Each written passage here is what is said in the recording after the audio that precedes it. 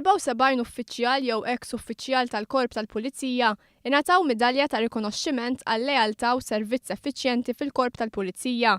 17 il-uffiċjal ingħataw midalja għal 18-il sena servizz, 37 uffiċjal ingħataw midalja għal 25 sena servizz u 28 uffiċjal ingħataw midalja wara 30 sena servizz. Minn dawn 24 għadhom iservu fil-Korp tal-Pulizija. Jiena ħossni li s-servizz qiegħed ġo fija, ġifieri kelli missi fil-Pulizija u għad miġbut li l-Pulizija. Jiena tħallt ta' 18-il sena fil-Korp tal-Pulizija u kienet xi ħaġa li dejjem xtaqt nagħmel. Allura kont vera għaddejt dan iż-żmien ta' 25 sena vera ħassejtni li qiegħda fil-ġob li kien għalija, data għalija.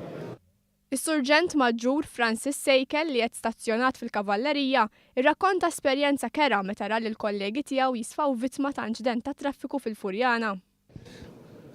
Konna biżwiem imma sħabi tajru, kienu tajru tlieta minna u baqgħet ġo moħħi kull meta nkun għaddej minn ġo triq nisma' ħoss warajja jisni minn ma trid kollok naqaf flashback ġo moħħok dejt ġeġi x'daqqa ta' karozza oħra.